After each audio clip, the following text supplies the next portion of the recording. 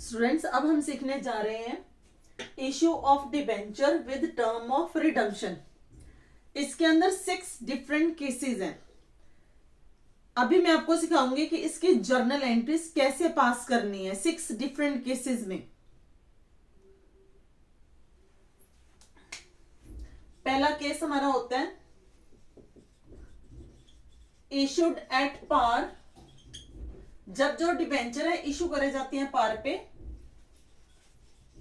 Redeem at पार। इसमें हमारी entry आएगी bank account debit to debenture application and allotment account. Bank application and allotment money received।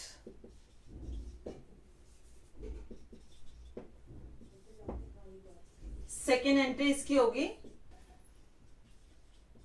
Debenture application and allotment account debit to debenture account being amount of debenture application and allotment transferred to debenture account। ये आपका first case complete हो गया। रिडीमेड पर जब भी ये debenture जब भी ये अमाउंट डिबेंचर होल्डर को वापस करा जाएगा, ये पार पे ही वापस करा जाएगा। Second case debenture issued at discount redeem at par. जब अमाउंट रिसीव होगा bank account debit to debenture application and allotment account being debenture application money received. Suppose issue हो रहे हैं ये 95 रुपीज पे और रिडीम हो रहे हैं ₹100 पे, तो ये 95 रुपीज से एंट्री पड़ेगी। फेस वैल्यू है डिबेंचर की ₹100, ये मैंने अजम्पशन ले ली है, तो ये इसकी फर्स्ट एंट्री हो गई। Second entry debenture application and allotment account debit 95। Debenture issue हो रहे हैं डिस्काउंट पे, तो डिस्काउंट यहां पे रिफ्लेक्ट करना जरूरी है। Discount on issue of debenture account debit ₹5 to debenture account face value के साथ। डिबेंचर के आगे जब भी अमाउंट आएगा हमेशा फेस वैल्यू से ही आएगा। Being debentures issued at discount redeem at par। ये आपका सेकेंड केस कंप्लीट हो गया। नेक्स्ट केस है डिबेंचर इशूड एट प्रीमियम। मैंने जम्पशन लिया 100 रुपीज का एक डिबेंचर है, इसको हम 110 पे इशू कर रहे हैं, तो इसका मतलब जो 10 रुपीज एक्स्ट्रा है वो आपका प्रीमियम का हो गया। रिडीम एट पार, जो वापस हो रहा है 100 का था डिबेंचर, 100 रुपीज ही वापस हो रहे हैं, तो रिडीम एट पार हो गया।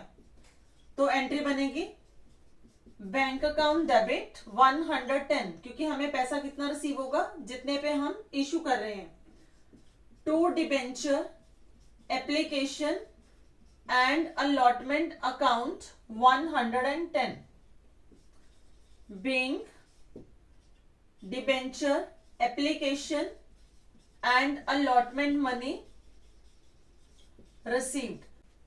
स्टूडेंट, अब तक आपने देखा होगा ये हमारा थर्ड केस चल रहा है। फर्स्ट एंट्री हमेशा हमारी सेम आ रही है, सिर्फ इसमें क्या हो रहा है, अमाउंट चेंज हो रहे हैं। अगर पार पे था तो जितनी फेस वैल्यू है उतने से आप एंट्री डाल रहे हो। Bank to debenture application and allotment discount पे है तो डिस्काउंट का अमाउंट कम करके यहाँ पे अमाउंट डालना है। प्रीमियम पे है तो प्रीमियम का अमाउंट ऐड करके डालना है, बाकी एंट्री विल रिमेन सेम। अब इसकी दूसरी एंट्री क्या बनेगी, debenture application and allotment account debit 110 to debenture account to security premium account. Debenture के आगे फेस वैल्यू से अमाउंट और सिक्योरिटी प्रीमियम के आगे प्रीमियम इशू का अमाउंट। जब भी डिबेंचर इशू करे जाते हैं तो उसको क्या बोलते हैं? Security premium. इसको बोला जाता है security premium. Being debentures issued at premium redeem at par. तो ये आपका थर्ड केस हो गया। Fourth case, debenture issued at par redeem at premium. जब हमने डिबेंचर इशू करे थे तो हमने 100 रुपीज डिबेंचर होल्डर से लिया था, लेकिन जब हम वापस कर रहे हैं हम उनको 105, 110 जो भी आपको अमाउंट हो प्रीमियम का वापस कर रहे हैं। जब हम ले रकम रहे हैं वापस ज्यादा दे रहे हैं तो ये कंपनी का लॉस होता है। तो रिडम्पशन अगर प्रीमियम पे है तो जितने का प्रीमियम है वो आपका क्या है? कंपनी का लॉस। जब इशू पे प्रीमियम है उसको बोलते हैं सिक्योरिटी प्रीमियम। जब रिडम्पशन पे प्रीमियम है तो इसको बोलते हैं प्रीमियम रिडम्पशन। इसकी एंट्री क्या बनेगी? फर्स्ट एंट्री आएगी इसकी बैंक अकाउंट डेबिट 100 रुपीज, क्योंकि ये इशू पार पे है, to debenture application and allotment account ₹100 being application and allotment money received। Second entry के अंदर हमें ये लॉस भी रिफ्लेक्ट करना है। Debenture application and allotment account debit 100। Loss आपको पता है हमेशा डेबिट होता है। Loss on issue of debenture account debit ₹5, क्योंकि 5 रुपीज का प्रीमियम है तो ये हमारा लॉस है। To debenture account face value के साथ 100 to premium on redemption 5 rupees being debenture issued at par redeemed at premium। issued at discount।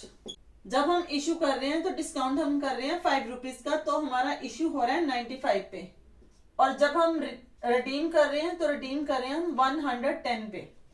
तो एक तो डिस्काउंट का यहां से 5 रुपीज लॉस ये हो गया, डिस्काउंट 5 रुपीज का लॉस हो गया, और 10 रुपीज का यहां से प्रीमियम ऑन रिडम्पशन का लॉस हो गया। तो टोटल लॉस हमारा कितना हो गया? 15 रुपीज का लॉस हो गया। फर्स्ट एंट्री जो हम डालेंगे वो हम डिस्काउंट के अकॉर्डिंगली डालेंगे। तो एंट्री क्या आएगी? Bank account debit to debenture application and allotment account 95 rupees से, being application and allotment money received. इसकी सेकेंड एंट्री बनेगी debenture application and allotment account debit 95।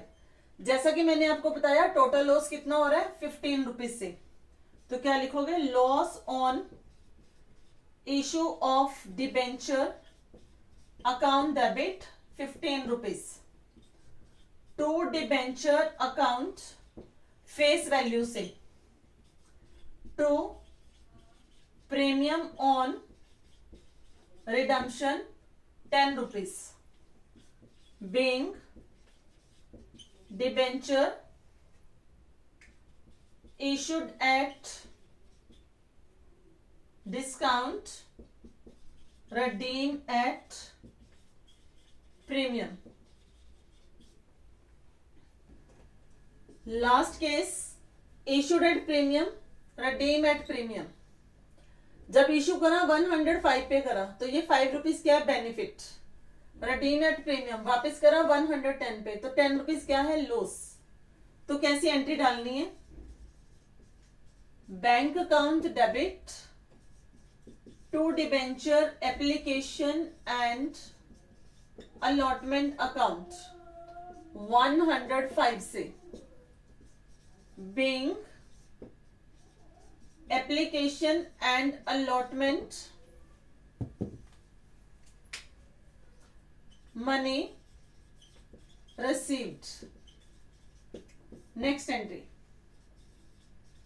debenture application and allotment account debit 105. Loss कितना है 10 rupees का. Loss on redemption of debenture, इसको आप issue of debenture भी लिख सकते हो, रिडम्पशन ऑफ डिबेंचर भी लिख सकते हो. Loss on redemption of debenture account debit 10 rupees to debenture account, ये हमेशा फेस वैल्यू से होगा 100. टू सिक्योरिटी प्रीमियम, जब इश्यू पे प्रीमियम है उसको क्या बोलते हैं, security premium ₹5. To premium on redemption ₹10. Being debenture issued at premium, redeemed at